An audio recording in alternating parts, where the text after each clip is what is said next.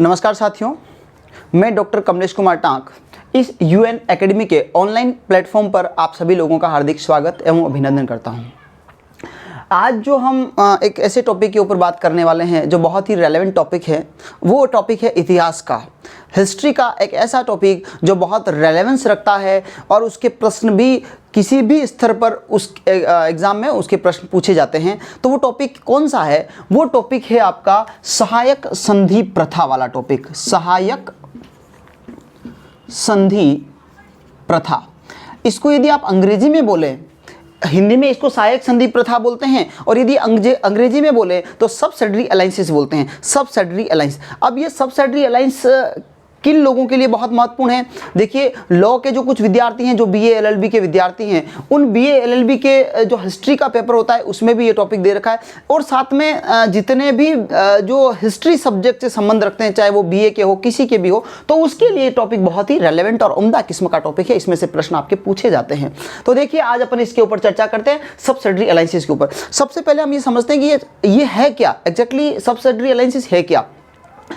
मैं यदि बात करूं बीए एलएलबी का जो सेकंड सेमेस्टर है, जिसमें हिस्ट्री का हिस्सा पड़ता है, उसमें जो फर्स्ट यूनिट है, उस फर्स्ट यूनिट की हेडिंग ही यहां से शुरू होती है कि foundation and expansion of the British rule in India. पहली लाइन है, फर्स्ट यूनिट की पहली लाइन है, foundation and expansion of British rule in India. ये पहली लाइन है। अब ये लाइन क्या कहती है? इस लाइन का क्या अर्थ हो सकता है?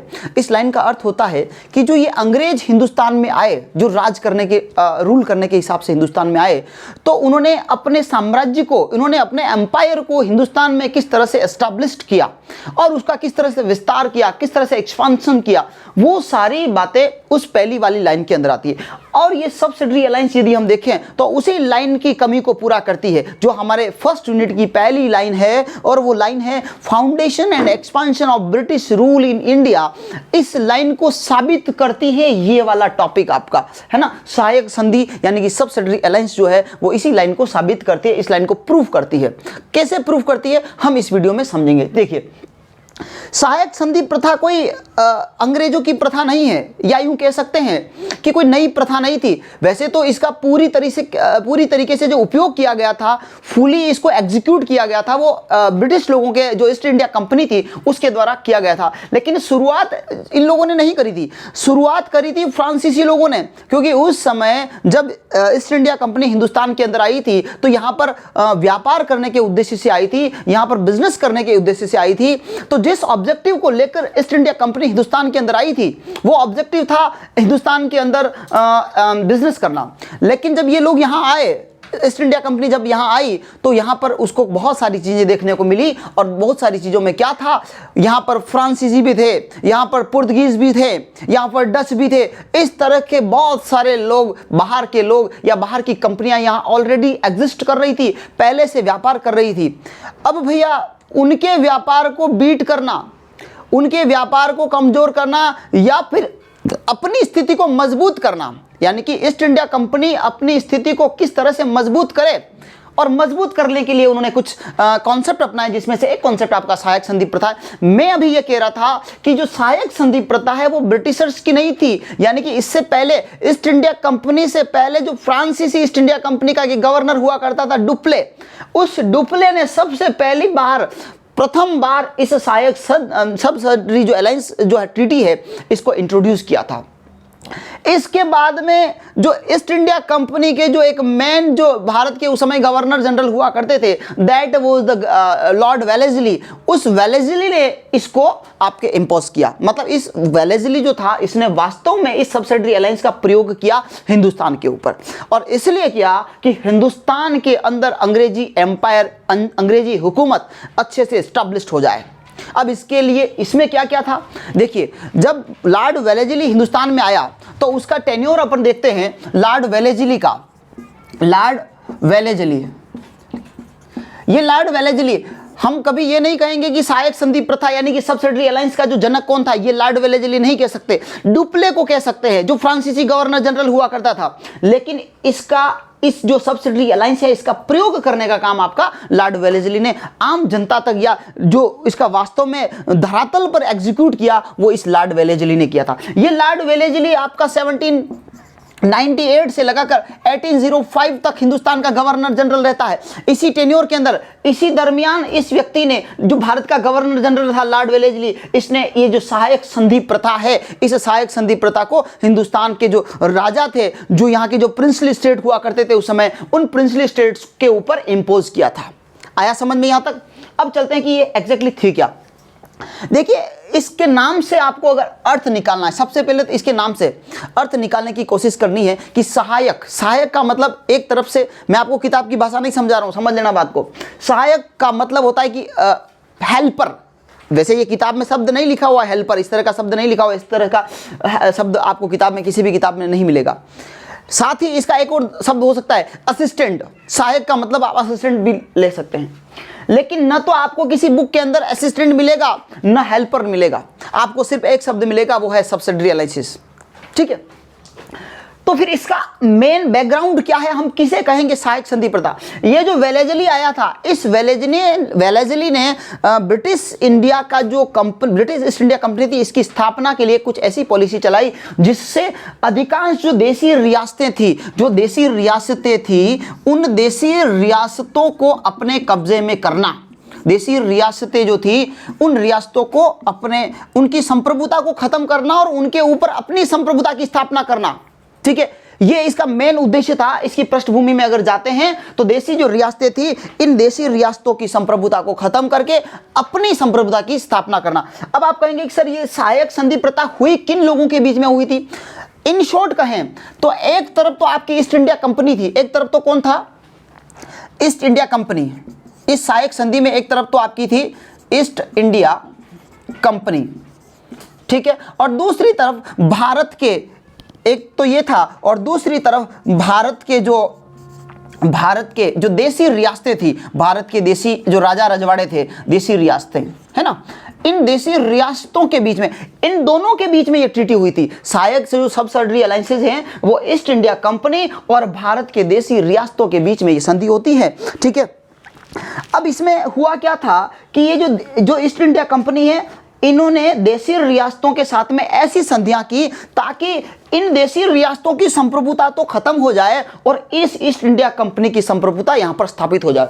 अब ऐसी परिस्थितियां क्यों पैदा हुई थी? सबसे पहले हम इस बात को देखें कि भारत में ऐसी परिस्थितियां ही क्यों पैदा हुई कि जो देसी रियासतें थी उनके साथ में ईस्ट इंडिया कंपनी को इस तरह की ट्रीटी करने की जरूरत पड़ गई।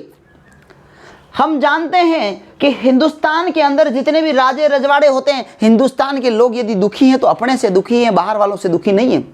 यही बात इन देसी राजा रजवाड़ों के साथ में थी। देसी राजा रजवाड़े जो थे वो आपस में लड़ते कटते मरते थे, आपस में एक दूसरे के साथ लड़ रहे थे, और आपस में जब लड़ते हैं तो उनको किसी तीसरे, अपनी जीत को साबित करने के लिए, अपनी जीत हासिल करने के लिए किसी तीसरे की मदद लेनी पड़ती है, हेल्प लेनी पड़ती है।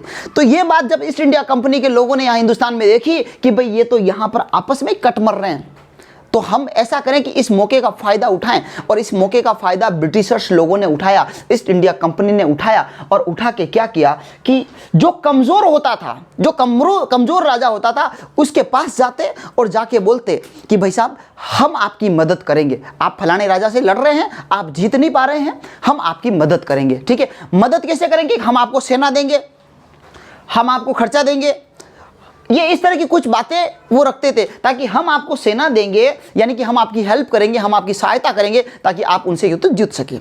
तो यहाँ के देसी राजाओं की आपसी लड़ाइयों के अंदर इस सहायक संधि प्रथा की शुरुआत होती है, और ये अंग्रेजों की सोची समझी चाल थी कि इस सहायक संधि प्रथा के माध्यम से अंग्रेजों ने, यानी कि ईस्ट इंडिया कंपनी ने, अधिकांश जो यहाँ के जो राज्य हुआ करते थे, देसी राजा हुआ करते थे, इन राजाओं के घरेलू मामलों के अंदर हस्तक्षेप, इंटरफेरेंस करना शुरू कर दिया। जो डोमेस्टिक इनके जो इश्यूज होते थे, इनके ऊपर ये पहुंच जाते थे भाई साहब ईस्ट इंडिया कंपनी वाले, कि भाई साहब क्या हुआ तुम्हारे, कोई दिक्कत हो तो हम बैठे हैं, टेंशन मत लो, ये बात कहने के लिए पहुंच जाते थे। ठीक है, अब देखते हैं कि मेन बातें क्या है इस इंडिया कंपनी की। देखिए, सबसे पहले जो ईस्ट इंडिया कंपनी है, इसकी पृष्ठभूमि को देखते हैं। इसकी पृष्ठभूमि में ये मैंने बताया कि ये सहायक संधि जो है, सबसे पहले जो फ्रांसीसी गवर्नर था, उस डुप्ले ने इसको, इस सहायक संधि यानी कि जो सब्सिडरी अलायंस है, उसका प्रयोग किया था। सबसे पहले इस व्यक्ति ने किया था, और फिर उसके बाद में ब्रिटिशर्स लोगों ने इसको फॉलो किया था।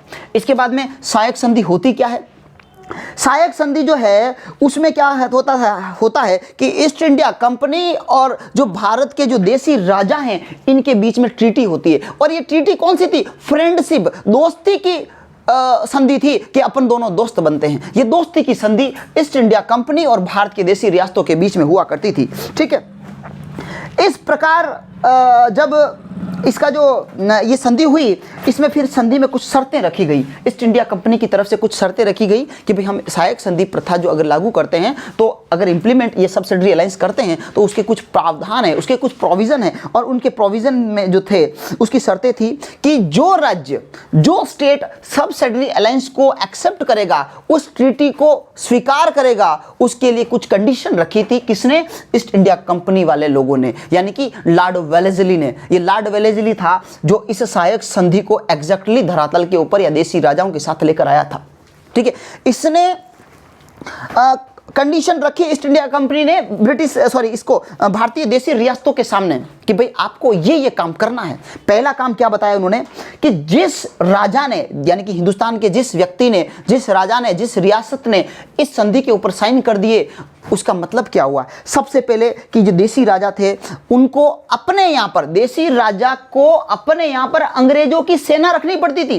पहली क्या थी कि जिस व्यक्ति ने, यानी कि जिस भारत की देसी रियासत ने ईस्ट इंडिया कंपनी के साथ में इस सहायक संधि प्रथा के ऊपर साइन किया था, तो सहायक संधि प्रथा का पहला जो नियम था वो नियम था कि जो राजा या जो रियासत इस सब्सिडरी अलायंस के ऊपर सिग्नेचर करेगा, इस फ्रेंडशिप की ट्रीटी के ऊपर सिग्नेचर करेगा, उस राजा को ईस्ट इंडिया कंपनी की सेना रखनी पड़ेगी अपने राज्य में।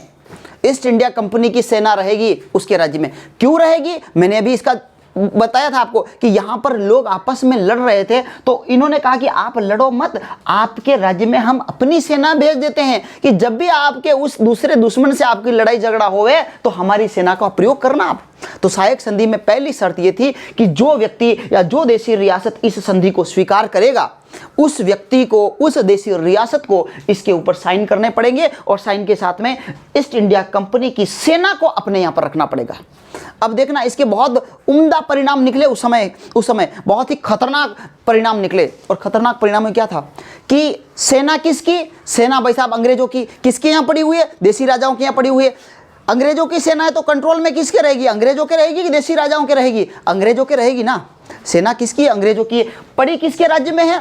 अंग्रेजों के राज्य में पड़ी हुई है। देसी रियासतों के राज्यों में पड़ी हुई है। अब जब देसी रियासतों के राज्यों में पड़ी हुई है तो खर्चा भी तो देसी रियासतों को ही देना पड़ेगा ना। सेना अंग्रेजों की पड़ी देसी रियासतों के पास राज्यों में, और उनके पास में पड़ी है तो खर्चा वो लोग, उनकी सेना का, जो ब्रिटिशर्स की जो सेना है उसकी सेना का खर्चा संबंधित राजा दे रहा है। तो अंग्रेजों के पास इतनी तो बड़ी सेना हो गई और बिना खर्चे के उनको सेना हो गई, यानी कि जो भी खर्चा हो रहा था वो राजा कर रहा है। कितनी बढ़िया बात थी अंग्रेजों के लिए तो, कि भाई सेना हमारी आपके राज्य में पड़ी रहेगी और आपके जब भी यूज आवे उसको करो और इसका खर्चा खाता चलाओ। पहली बात तो ये पहली शर्त थी कि भाई जो व्यक्ति इस सब्सिडरी अलायंस को आपको स्वीकार करेगा उसको ऊपर इस वाली पॉइंट के ऊपर उसको सिग्नेचर करना पड़ेगा। दूसरी शर्त अंग्रेजों ने क्या रखी इस सब्सिडरी अलायंस के तहत? उन्होंने कहा कि भाई साहब जो देशी रियासत इस ट्रीटी के ऊपर साइन करेगा, उस देशी रियासत के अंदर जो प्रिंसली जो स्टेट्स हैं, उस प्रिंसली स्टेट के अंदर ब्रिटिशर्स का, यानी कि ईस्ट इंडिया कंपनी का एक व्यक्ति वहां पर अपॉइंट रहेगा। आप समझ रहे हो बात को क्या हो रही है? ये बातें जितनी भी मैं कह रहा हूं ना, आपके फर्स्ट यूनिट की पहली वाली लाइन को साबित कर रही है। और पहली वाली लाइन क्या है? Foundation and expansion of British rule in India. उसके आधार बन रहे हैं भारत में अंग्रेजी राज्य की स्थापना के फाउंडेशन बन रहे हैं, आधार बन रहे हैं कि भाई सेना इनकी है, देसी राजाओं के वहां पड़ी है और देसी राजाओं के खर्चे पे पल बढ़ रही है। एक बात। दूसरी बात, जो भी इस संधि को साइन करेगा उसके यहाँ पर एक अंग्रेज अधिकारी रहेगा, ताकि अब अंग्रेजों की पॉलिसी क्या थी कि अगर अंग्रेज अधिकारी वहां रहता है तो कोई भी षड्यंत्र, कॉन्स्पिरेसी यदि अंग्रेजों के खिलाफ होती है उस राज्य में, तो वो जट से अंग्रेजों को इस बात की सूचना दे देगा। कौन? वो जो अंग्रेज अधिकारी है, वो अंग्रेज अधिकारी जो देसी प्रिंसली स्टेट के अंदर बैठा हुआ है वो ये बता देगा अंग्रेज के जो हुकूमत करने वाले ऊपर के लोगों को, गवर्नर जनरल को और उनको, कि भाई साहब आपने जिस राज्य में अपनी सेनाएं भेजी है उस राज्य के अंदर अपने खिलाफ इस तरह की गतिविधियां चल रही है। ठीक है, तो इसके ऊपर ये कंट्रोल हो गया। इसके बाद में ये जो पॉइंट है ना, बहुत इंपॉर्टेंट पॉइंट है, आप लोगों को ध्यान रखना है बहुत अच्छे से। इसके बाद में क्या था कि ये जो देशी रियासतें हैं, इन देशी रियासतों को किसी भी दूसरे राज्य पे अटैक करने का अधिकार तब तक नहीं होगा जब तक ये अंग्रेजों की ईस्ट इंडिया कंपनी से परमिशन नहीं ले लेते। कितनी बढ़िया बातें करी इन्होंने इस, और पता नहीं क्यों मुझे लगता है कि पहले वाले राजा इतने कैसे भोले रह गए जो इन्होंने इस संधियों को स्वीकार कर लिया। भोले नहीं रहे होंगे, परिस्थितियां रही होगी, वो एक अलग बात है कि उस समय की परिस्थितियां कुछ ऐसी बनी होगी उन राजाओं के सामने, तो उन्होंने ये सब चीजें करी। तो बात क्या थी कि भाई अगर देसी राजा किसी जो वहां का जो प्रिंसली स्टेट है उसका हेड है, वो किसी दूसरे राज्य के साथ में यदि लड़ाई करना चाहता है, अंग्रेजों की सेना वहां भेजना चाहता है, तो पहले अंग्रेजों से परमिशन लेनी पड़ेगी कि भाई साहब हम इस सेना का प्रयोग दूसरी अटैक करने के लिए कर रहे हैं, दूसरी सेना के ऊपर अटैक करने। यानी कि जब भी आप किसी दूसरे के ऊपर अटैक करेंगे आपको परमिशन अंग्रेज ईस्ट इंडिया कंपनी देगी। आ गया समझ में? ब्रिटिश ईस्ट इंडिया कंपनी देगी। इसके साथ में जो भी ये सेना का खर्चा होगा वो खर्चा कौन उठाएगा? मैंने आपको बता दिया, देसी रियासतें उठाएगी। तो इस तरह से मैंने एक 3-4 पॉइंट आपको बताए हैं सहायक संधि प्रथा के। सहायक, ये 3 पॉइंट तो एटलीस्ट आप याद रखें। वैसे पॉइंट बहुत सारे हैं लेकिन आप 3 पॉइंट तो एग्जैक्टली याद रखना ही रखना। 3 पॉइंट में क्या है? एक तो जो इस संधि को स्वीकार करेगा वहां पर अंग्रेजी ईस्ट इंडिया कंपनी जो है उसकी सेना उस राज्य के अंदर रहेगी, नंबर 1। दूसरा पॉइंट, वो जो सेना है उस सेना का खर्चा वो राज्य देगा जहां पर वो ईस्ट इंडिया कंपनी की सेना रह रही है। तीसरा, ईस्ट इंडिया कंपनी जो है वो कहीं पर भी अटैक करती है तो पहले अंग्रेजों से परमिशन लेनी पड़ेगी। सॉरी, ईस्ट इंडिया कंपनी का जो देसी राजा है वो किसी दूसरे के ऊपर आक्रमण करता है तो उसको वहां पर क्या करना पड़ेगा? ब्रिटिश ईस्ट इंडिया कंपनी से पहले परमिशन लेनी पड़ेगी कि भाई हम वहां अटैक कर रहे हैं। चौथा, एक अंग्रेज एजेंट, एक अंग्रेज अधिकारी उस राज्य में रहेगा। एक अंग्रेज एजेंट, एक अधिकारी उस राज्य में रहेगा और राज्य में रहने के बाद में वो सारी गतिविधियों के ऊपर निगरानी रखेगा। तो ये कुछ पॉइंट मैंने आपको बताए थे और इसके अब देखते हैं, ये तो मैंने विशेषताएं बताई या इसके कुछ परिणाम, ये जो हुआ था सारा सहायक संधि की जो कुछ शर्तें थी वो शर्तें मैंने आपको बताई। अब हम बात करते हैं सहायक संधि के परिणाम। ये जिस लोगों ने या जिन देशी रियासतों ने इस सब्सिडरी अलायंस को स्वीकार किया वो रिजल्ट क्या निकला? कहाँ गए वो लोग? कैसे इसका जस्टिफाई किया उन लोगों ने? तो पहला परिणाम क्या लिखना? भारतीय राजाओं के पास से आत्मरक्षा की जो शक्तियां हैं वो अंग्रेजों ने छीन ली। पहले तो भारत के जो देसी राजा थे, जो प्रिंसली स्टेट्स थे, वो अपने आप में स्वतंत्र थे, सॉवरन थे। लेकिन जैसे ही इन्होंने इस संधि के ऊपर, इस ट्रीटी के ऊपर सिग्नेचर किए, अंग्रेज अपनी जो जान की जो रक्षा का अधिकार था वो अंग्रेजों को सुपुर्द कर दिया कि भाई साहब ये हमारी जान है और इस जान की रक्षा आप करिए। इसका ये परिणाम निकला। जब आपने अपनी सत्ता, अपना जमीर बेच दिया दूसरे लोगों के सामने, ठीक है, तो ये इसका परिणाम था कि भारतीय राजाओं के पास से जो डिफेंस की, जो सेल्फ डिफेंस के पावर्स थे वो अंग्रेजों ने अपने पास छीन लिए, अपने पास आ गए। दूसरा, भारतीय रियासत या राज्य किसी दूसरे राज्य के पास के साथ संबंध नहीं रख सकते थे क्योंकि इस संधि की शर्तें थी कि जो व्यक्ति इस अलायंस को, इस सब्सिडरी अलायंस को स्वीकार करेगा, सिग्नेचर करेगा, उस व्यक्ति को किसी भी दूसरे स्टेट के साथ में या उस राज्य को किसी भी दूसरे राज्य के साथ में अगर संधि करनी है, कुछ बात करनी है, तो पहले अंग्रेजों की परमिशन लेनी पड़ेगी। या उसके साथ कोई संबंध रखता है तो पहले अंग्रेजों को पूछना पड़ेगा कि भाई हम फलाने आदमी के साथ संबंध रखें कि नहीं रखें। ये बात उसको पहले अंग्रेजों को बतानी पड़ेगी और अंग्रेज कहेंगे कि हाँ आप इनके साथ दोस्ती यारी निभा लो, तो फिर आप दोस्ती यारी निभा सकते हो, अन्यथा नहीं निभा सकते। तो ये इसका परिणाम था। ठीक है, इसके बाद में भारतीय राजा वहाँ का राजा उठाएगा। इसके अलावा वो व्यक्ति वहाँ पर एक अंग्रेज अधिकारी उनके राज्य में रहेगा। कोई भी अटैक करेंगे तो उसके बिना नहीं कर सकेंगे। ये सारी बातें शर्तों के अंदर आ जाएगी। 4-5 पॉइंट आप शर्तों के अंदर लिख सकते हैं। उसके बाद में जो नेक्स्ट पॉइंट बनाएंगे वो आप जो हेडिंग बनाएंगे नेक्स्ट, वो हेडिंग बनेगी कि जो सब्सिडरी अलायंस का रिजल्ट क्या रहा, परिणाम क्या रहा। और परिणाम में मैंने आपको बताया कि उन्होंने अपनी सारी शक्तियां खो दी, सेल्फ डिफेंस के पावर खो दिए, किसी को नौकरी रखनी तो पूछना पड़ रहा है कि मैं आई ग्रांट, वो अंग्रेजी में लेटर लिखते हैं ना, इस तरह का अंग्रेजी में लेटर लिखना पड़ता है कि मैं इसको फलाने में नौकरी में रखूँ नहीं रखूँ। आगे समझ में? तो ये कुछ शर्तें थी।